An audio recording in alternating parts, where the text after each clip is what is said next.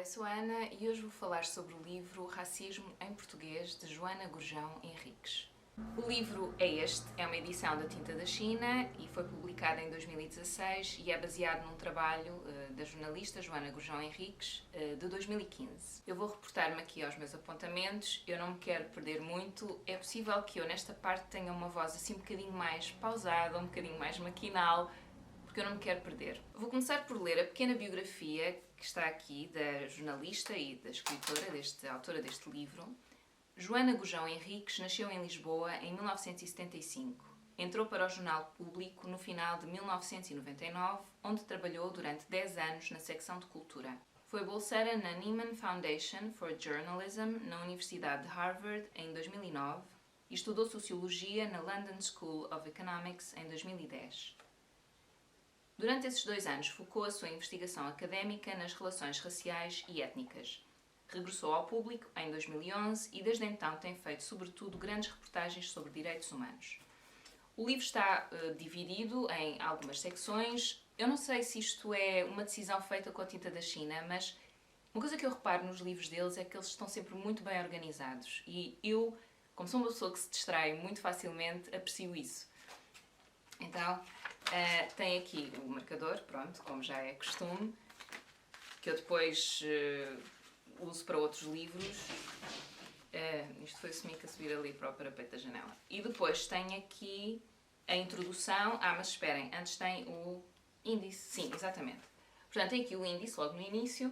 Então temos primeiro a introdução, onde a jornalista fala um pouco sobre a metodologia do seu trabalho e sobre o que é, efetivamente, o livro. É verdade, eu não li o subtítulo, portanto isto é Racismo em Português, o lado esquecido do colonialismo. Depois temos 5 capítulos, em que cada capítulo fala sobre uma ex-colónia e, portanto, primeiro nós ouvimos as vozes de pessoas desse país, alguns historiadores, sociólogos, antropólogos, investigadores também naturais desses países, que falam connosco sobre a situação como era e como é agora. Portanto, agora aqui reporta a 2015. E depois tem sempre no final de cada capítulo um pequeno resumo do que era a rota da escravatura nesse país em particular. Portanto, ela fala de Angola, Guiné-Bissau, Cabo Verde, São Tomé e Príncipe e Moçambique. E depois há um pós-fácil, escrito por Miguel, deixa-me cá confirmar, Bandeiras Jerónimo, portanto um investigador e professor que é especialista nesta temática, mas eu ainda vou falar um bocadinho sobre o pós-fácil também, e pronto, e depois tem os agradecimentos, a bibliografia, etc. Portanto é um livro assim muito bem organizadinho. E por último vem com um DVD, aqui, onde nós podemos ver pequenas reportagens de cada país. Portanto, tudo aquilo que aparece no livro depois nós podemos ver em vídeo. Há algumas coisas que aparecem mais no vídeo, há outras que aparecem mais na parte da leitura. O que eu fazia normalmente era ler um capítulo referente a um país e depois de seguida ver o vídeo referente a esse país. Pronto, até para ligar a voz à pessoa, isso também é interessante.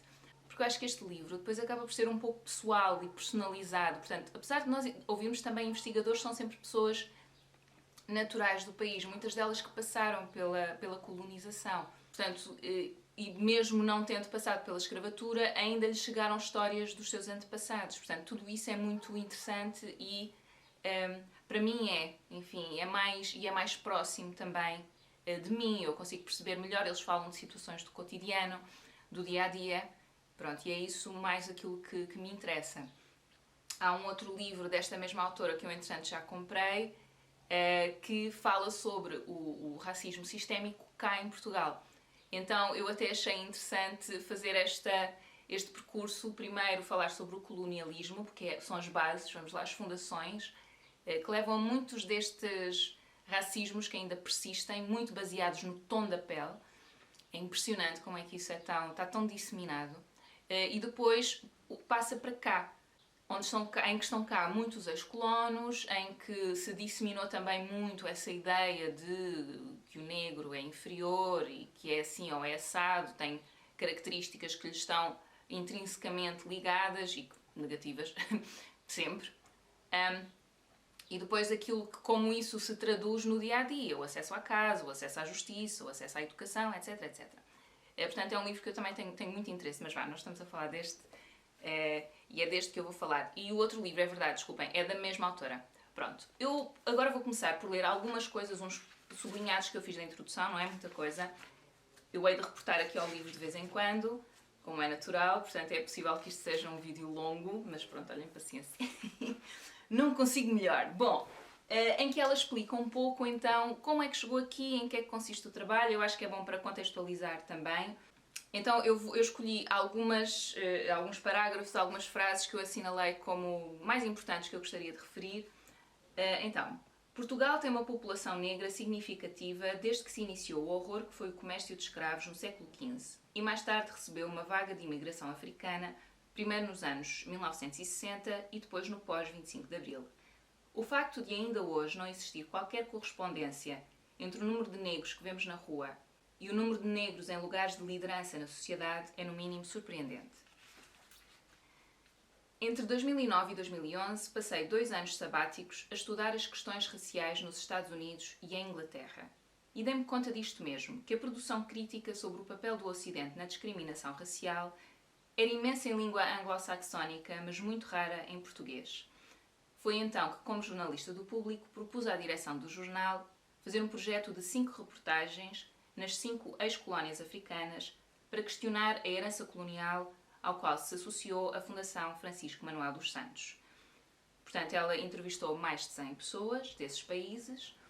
O trabalho foi feito em 5 viagens, cada uma a um país diferente: Angola, Guiné-Bissau, Cabo Verde, São Tomé e Príncipe e Moçambique.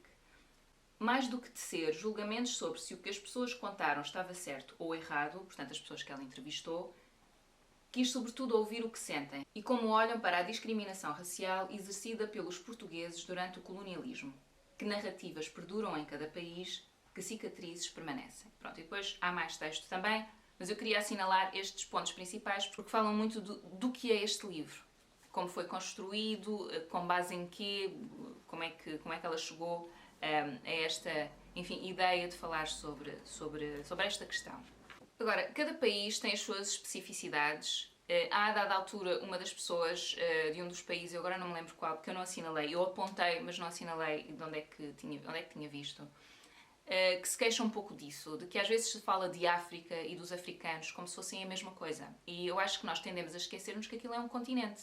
É muito vasto, é muito grande, tem imensa diversidade de cultura, de costumes, tradições, línguas, não é?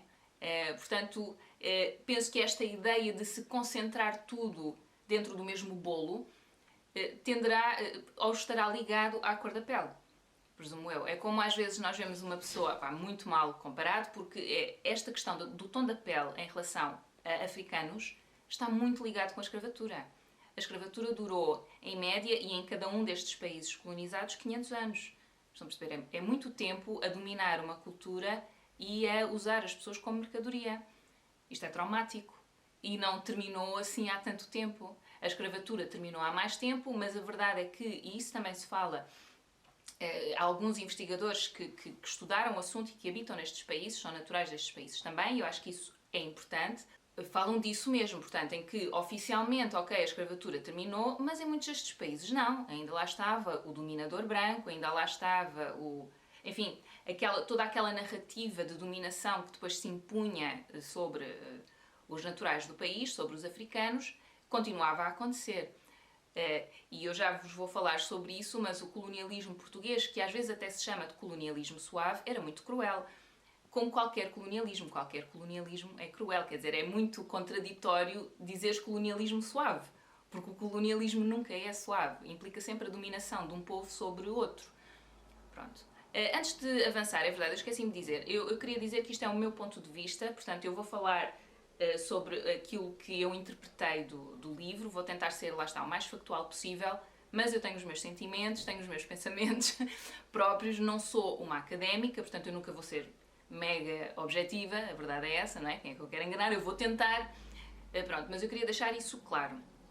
Às vezes quando eu falo com muitas certezas, ok, é sempre o meu ponto de vista. Algumas coisas é isso, são factuais, esta história dos 500 anos de escravatura em média de cada país, alguns foi um bocadinho mais, outros foi um bocadinho menos. Há coisas que são factuais, lá está, mas há outras que não é? Tem a ver mais com os meus sentimentos também e eu confio que vocês consigam discernir o que é uma coisa e outra. Vá, avançando. Já que falei do colonialismo suave, eu quero ler uma citação e antes também falar do lusotropicalismo, portanto isto são duas expressões que se repetem muitas vezes no livro. O lusotropicalismo até tem uma definição no dicionário, que eu vou ler. Lusotropicalismo, tese desenvolvida pelo sociólogo brasileiro Gilberto Freire, que viveu entre 1900 e 1987, que procura identificar um suposto conjunto de fenómenos e características específicas que teriam marcado o modelo colonial aplicado pelos portugueses nas regiões tropicais. Capacidade de aclimatização, propensão para a miscigenação, etc., tornando-o distinto das restantes experiências de colonização levadas a cabo por povos europeus. E a seguir é esta descrição do que era considerado o lusotropicalismo e daquilo que eu me lembro. Portanto, era uma tese um pouco, enfim, vendida para justificar a permanência do português em África e a sua dominação, etc.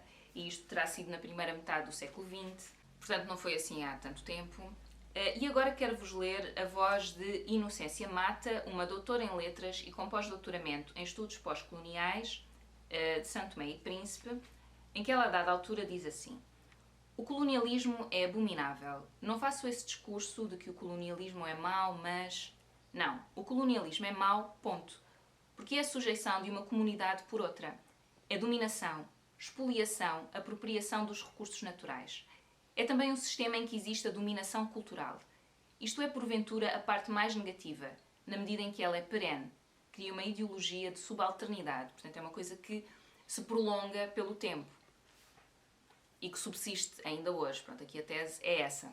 E agora, nesta cena também, vou ler a voz de Leopoldo Amado, um historiador guineense. Eu vou aqui, página 86, em que ela fala, ele fala de em que é que consistia, assim muito resumidamente, em que é que consistia o nosso tipo de dominação, ok? Então, ele fala aqui da imagem que nós passávamos do negro, a imagem que nós disseminávamos entre os portugueses, entre os brancos, que depois passava para os africanos, portanto, para os naturais dos países que nós estávamos a dominar e a forma como algumas destas coisas também foram absorvidas. Então, o português dizia assim, portanto, isto tem a ver com uma literatura colonial que foi surgindo. O negro praticava a gula, o pecado dos cristãos, logo era preciso civilizá-lo. O negro é um ente que tem uma potência sexual acima da média, quase buçal, quase um animal, que tem atitudes animalescas. Todas estas ideias foram reproduzidas nesta literatura colonial. Reproduziu-se também a ideia de que o negro é um irresponsável, propenso à bebedeira. No caso das mulheres, são lascivas, têm propensão para a promiscuidade sexual, vivem na degenerescência moral. A par de tudo quanto era racismo, criava-se uma ideologia para poderem continuar com a empresa da colonização. E depois diz assim também: tenho uma relação especial com Portugal e com os portugueses, mas isso não pode ofuscar-me ao ponto de não admitir que o sistema colonial português tenha cometido atrocidades ou tenha sido um sistema racista em todos os sentidos. A elite académica continua a reproduzir a ideia de que há uma particularidade da colonização portuguesa, que tiveram uma colonização mais branda, etc. Mesmo em Portugal há a ideia de que é um país de brandos costumes. Brandos costumes para quem? E eu achei muito interessante e muito incisivas estas declarações de Leopoldo Amado. Porque é isso, não tem a ver com... as pessoas depois têm tendência, acho eu, lá está aqui uma consideração pessoal, eu tenho sempre que meter considerações pessoais. Desculpem lá.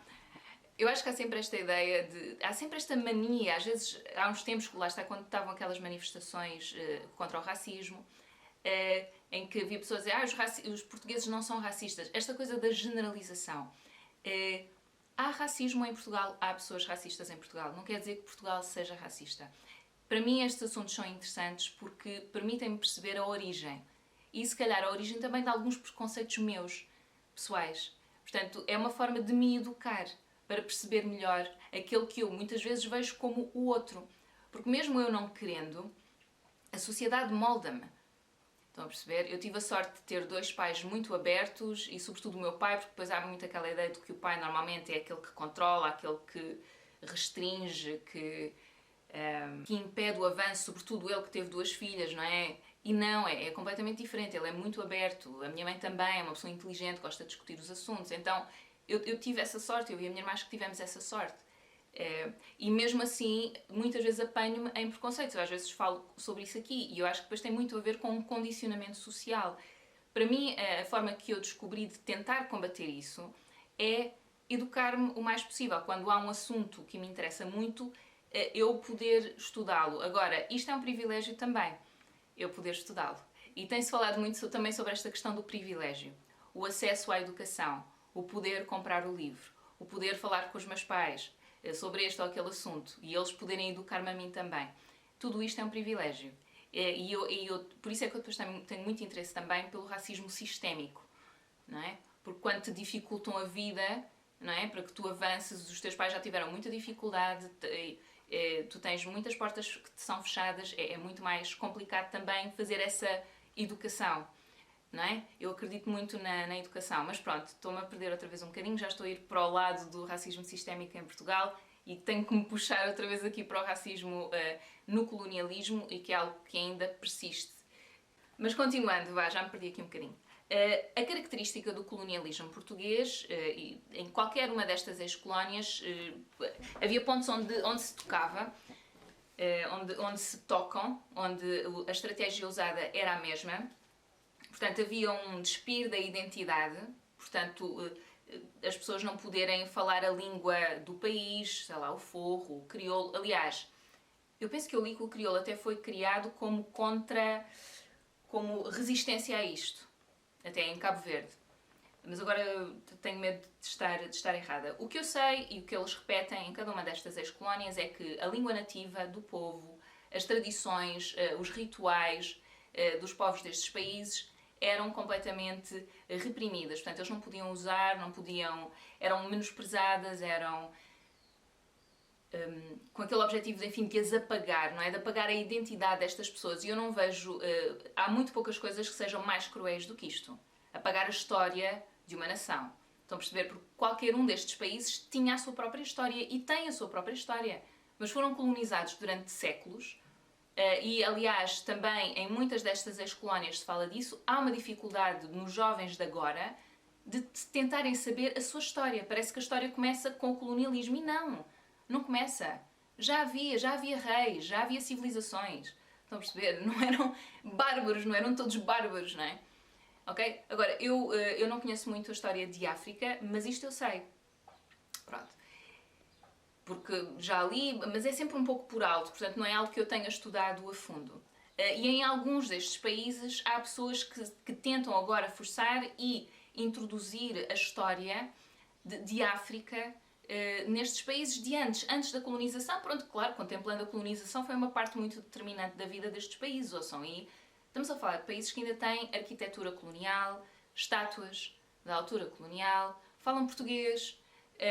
Havia um dos rapazes, era de Moçambique, um rapaz de 24 anos, que estava a dizer que uma vez qualquer estava a falar a língua nativa, não sei se é um moçambicano, não sei se é um nome diferente, tipo forro ou tipo crioulo, estava a falar a língua nativa e alguém lhe diz: isso é língua de cão, fala, mas é o português é que é língua de gente. Agora, estão a perceber, há 5 anos. E isto é triste. Mas é assim que estes sistemas funcionam. Por isso é que é importante, acho eu, no meu entender, conhecer a história. Para perceber coisas que acontecem agora, no nosso tempo. Está tudo ligado, é tudo uma cadeia. Estão a perceber? Há consequências nestas atitudes que se vão tomando, nestas histórias que vão acontecendo. Outra coisa que eles também faziam era mudar os nomes. Portanto, os nomes tradicionais das pessoas eram mudados. Maria, José, sei lá, para nomes portugueses. Há, a dada altura, uma investigadora que diz: eu consigo ir até à minha avó, mas a partir da minha avó eu não sei quem era da minha família. Se eu quiser fazer uma árvore genealógica, não consigo, porque essas pessoas da minha família eram escravas. Então foi-lhes retirada a sua humanidade e a sua identidade. Por isso é que depois é tão difícil ir a essa parte da história e ir às pessoas, aliás, mesmo nas escolas, quando começaram a admitir, porque o colonialismo teve várias fases, não é? Portanto, presumo eu, ouçam, portanto, aquilo que eu percebi, começou com a escravatura, uma coisa muito, muito violenta, mas depois começaram a haver os assimilados, portanto, algumas pessoas nativas destes países que eram consideradas mais brancas, muitas vezes eram mestiços, ou absorviam melhor os costumes portugueses, etc, etc. Alguns filhos destes colonizados, então, depois começaram a frequentar a escola e tal, e alguns queixam-se que aprendiam a história de Portugal. Eles nem sequer estavam a aprender a história do seu país, do país onde estavam na escola. Estão a perceber? Uma escola em Cabo Verde estavam a aprender a história de Portugal e tinham que saber os rios e os montes e não sei o quê, e as linhas ferroviárias de Portugal. Portanto, percebem como é que se pode apagar a identidade de um país?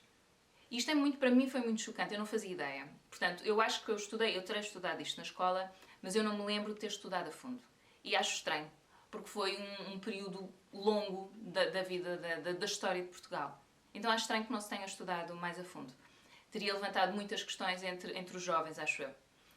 E se calhar o problema é esse, não sei. São outros 500, mas enfim. Portanto, havia também esta estratégia de dividir o povo entre os naturais e os assimilados. Portanto, os assimilados, lá está, eram aqueles que absorviam os costumes portugueses, a forma, sei lá, de vestir, portanto, não usarem os tecidos típicos desses países. Outros costumes, comer, sei lá, as comidas. Eu sei que numa das colónias, não sei se foi logo a primeira, Angola, em que eles até queriam saber se aquela determinada família de assimilados andava a comer bacalhau quantas vezes por semana, uma coisa assim um pouco ridícula, mas assustadora ao mesmo tempo. E tinham que falar o português, etc, etc. Tinham uns documentos, não é, carimbados, tipo assimilado, este é assimilado. Depois havia a questão dos mais claros, vamos lá, portanto dos mestiços. E depois também havia a criação de uma dissensão entre os próprios nativos. Portanto, tentar dividir estes povos, dividir para reinar. Portanto, criar antipatias entre grupos. Portanto, a mesma coisa, imaginem, cá em Portugal, Porto Lisboa. Ou, não é a mesma coisa, obviamente, mas para perceberem, portanto, pessoas do país, tentar criar divisões entre essas pessoas também. E então muitas vezes também havia maus fígados e entre, sei lá, aquele que é mestiço, que é assimilado, e aquele que é negro e vive no bairro periférico fora da cidade, porque depois havia essa separação física também. Portanto, os bairros que eram separados, os bairros dos brancos e os bairros dos negros, o acesso ao ensino, sei lá, nos transportes os negros iam para o fundo do autocarro, casas de banho para europeus e não europeus. Achei engraçado, porque era o mesmo que dizer para brancos e negros, não é? O acesso a cinemas, cafés, restaurantes, portanto havia sítios que lhes estavam completamente vedados. E depois, lá está, este é um sentimento de inferioridade que perdura.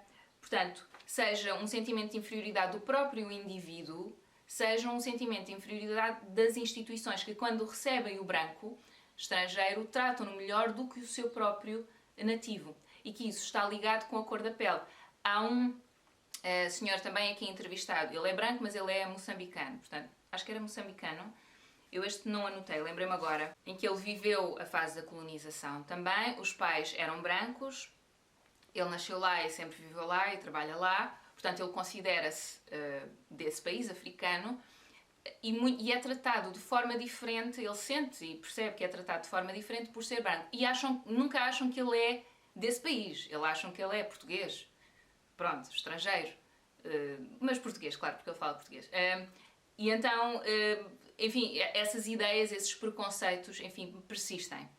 Depois aqui há algumas curiosidades, eu só assinalei 3 porque este vídeo já vai muito longo, em que se fala na diferença, a diferença na visão do que é racismo por quem viveu o colonialismo e por quem já não viveu o colonialismo, portanto, que tem agora 20, 30 anos. E eu assinalei aqui a voz de uma moçambicana que é Eliana. E ela diz assim: as expectativas de tratamento da minha mãe em relação a um português vão ser relativamente mais baixas, porque ela tem ideia do que é o sofrimento. Aquela discriminação forte que existia na altura de não se poder sentar numa mesa de um restaurante, de não poder entrar numa loja. Nós da nova geração temos expectativas muito mais altas. A pessoa mais velha não vai questionar o seu salário, enquanto o jovem vai. A expectativa da geração mais nova é ganhar muito mais espaço do que tem agora. E pronto, eu espero que consigam, obviamente. Acho que o caminho tem que ser sempre esse. E eu achei interessante porque ela não só disse uma coisa que é bastante lógica, faz sentido, como também deixa aqui uma mensagem de os jovens vão pedir mais. vão querer mais, vão querer aquilo a que têm direito no seu próprio país. Depois também há uma voz de um artista em São Tomé e Príncipe. Eu aqui não assinalei por acaso a página, mas ele diz que, a dada altura, que não houve escravidão, que não há racismo, tem que se andar para a frente. E eu fiquei um bocadinho impressionada. Ele foi assim o único que fez uma declaração taxativa dentre das pessoas todas que foram entrevistadas. Eu acho este tipo de discurso, não houve racismo, eu não acredito em racismo, ele diz coisas assim. Acho um discurso um pouco perigoso, porque, como eu já disse e repeti não sei quantas vezes, a história molda-nos e molda a nossa realidade. É claro que eu não acho que uma pessoa deve ficar presa ao passado, tem que andar para a frente, isso eu concordo, e eu acho que eu percebo. Quer dizer, bom, eu percebi dessa forma, não é? Porque ele está a dizer do género, pá, vamos andar para a frente, vamos esquecer isso, vamos, mas é continuar com a nossa vida, temos que construir a nossa história, e eu concordo também com isso plenamente. Eu acho é que isso não se pode fazer baseado no vazio, porque nós assentamos sempre em algo. Ele próprio está informado pela sua realidade. Então, acho que é um discurso às vezes um pouco perigoso e fiquei surpreendida. Mas, por outro lado, gostei que a jornalista o tivesse incluído, porque mostra essa diversidade. E nessa senda há também várias pessoas que falam e que dizem que acreditam não haver racismo, o que é perfeitamente legítimo, não haver racismo no seu país, o que é perfeitamente legítimo. O que às vezes me surpreendia é que logo a seguir faziam uma declaração que contradizia isso que acabaram de dizer, que tinham acabado de dizer. Um deles diz, é um rapaz também jovem, penso que também era moçambicano, que diz a dada altura que, pronto, ele não acredita que haja racismo, mas acredita que existe uma desigualdade e uma discriminação económica. Pronto, acho que é disso que ele fala. E eu achei interessante porque a jornalista pergunta, mas não acha que isso tem a ver com a cor da pele? E ele diz que, pronto, que acha que não. Mais uma vez, perfeitamente legítima, é a opinião dele. Mas uma expressão que é muito usada neste livro e que muitos investigadores falam é que a pobreza tem cor. Que, invariavelmente, os mais pobres são os negros. São os mais escuros. Que muitas vezes o branco estrangeiro que vai para estes países ainda agora, assume cargos de maior importância, ganha mais dinheiro, etc. Portanto, eu acho que aqui se calhar há uma visão que não será muito realista. Pronto, mas isso é o meu ponto de vista. E depois também assinalei aqui uma que achei interessante, que é dito por uma cabo-verdiana, em que ela diz a dada altura, pronto, ela diz que não acredita que exista racismo em Cabo Verde e diz, mas depois a dada altura mais à frente diz assim: preocupa a linguagem usada, por exemplo, para elogiar mulheres. É preta, mas é bonita. Evandra defende que, ainda que seja comum as pessoas dizerem que não são racistas, a prática revela outra realidade. Um exemplo que presencia na rua é que um turista, só porque é de pele escura, não é considerado turista. Um turista no imaginário nacional tem de ter pele clara e cabelo comprido e liso. E eu acho isso interessante, porque ela contradiz muito rapidamente. E atenção, porque às vezes nós tendemos a esquecer-nos disto, acho eu, ou eu às vezes tinha tendência para me esquecer. Nós estamos a falar de cor da pele. Estamos a falar de uma discriminação baseada no tom da pele. Portanto, quanto mais escuro, mais discriminado, mais desvalorizado. É uma coisa que está muito imbuída no nosso... mesmo até através da publicidade, etc. Está muito imbuída. Ok?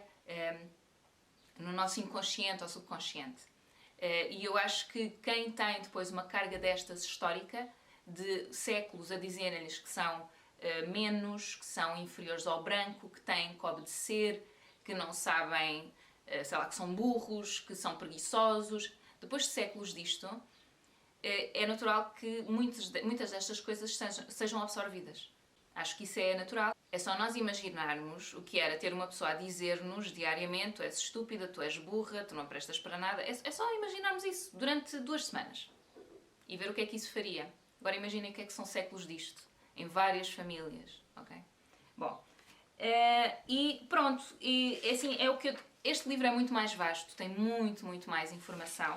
Eu queria só fazer um apanhado muito rápido do Pós-Fácil. Portanto, o Pós-Fácil foi escrito por Miguel Bandeira Jerónimo, investigador e professor que centra a sua pesquisa na história global e comparada do imperialismo e do colonialismo entre os séculos XVIII e século XX. Achei que o Pós-Fácil tinha uma linguagem mais académica, mais complicada, pelo menos para mim. Eu sei que eu comecei a ler, ainda não tinha chegado ao fim, e comentei com o Luís: epá, esta jornalista estava com um discurso tão simples, tão acessível, e agora de repente eu não estou a perceber, eu estou a ler e estou a ter imensa dificuldade em perceber o que é que estou a ler. E ele vira-se para mim assim muito naturalmente, se calhar não foi ela que escreveu o prefácio. E eu, tens razão, porque eu ainda não tinha acabado e chego ao fim e realmente era deste investigador. Mas aí a falha será minha, que tenho dificuldade em perceber estes discursos também. Mas percebi que, ou acho que percebi, que ele primeiro faz um apanhado histórico sobre o racismo, uma origem possível, e depois tem várias notas com referências interessantes, isso eu achei. Portanto, ele faz referência a vários livros que me pareceram bastante interessantes de estudo do racismo. E depois, por último, fala sobre o trabalho de investigação da jornalista, da Joana Gurjão Henriques. E então eu quero só ler o último parágrafo e com isto vou terminar esta revisão do livro, em que ele diz: as gramáticas da diferença que o racismo nomeou têm múltiplas origens, usos e repercussões. Subsistem a bibliotecas de refutações que lhes retiram sentido e justificação. Resistem à razão legal que as procuram domar. Enganam a razão política que as procura desvalorizar ou esconder. Trabalhos como este ajudam-nos a perceber como e porquê. Ajudam-nos ainda a perceber porque não devemos desistir de as denunciar, refutar e combater. Pronto. E eu aqui leio isto, não devemos desistir de as denunciar, refutar e combater nos outros e em nós também. É assim que eu leio. Pronto. Espero que vocês tenham gostado desta apreciação, foi muito longa, mas eu não vejo como falar deste tipo de temáticas de uma forma muito reduzida. Eu não consigo. Mas eu não consigo ser resumida em quase nada. Pronto, vamos admitir. É isso, espero que tenham gostado. Comentários, opiniões, deixem lá em baixo, claro. E até à próxima. Tchau, tchau.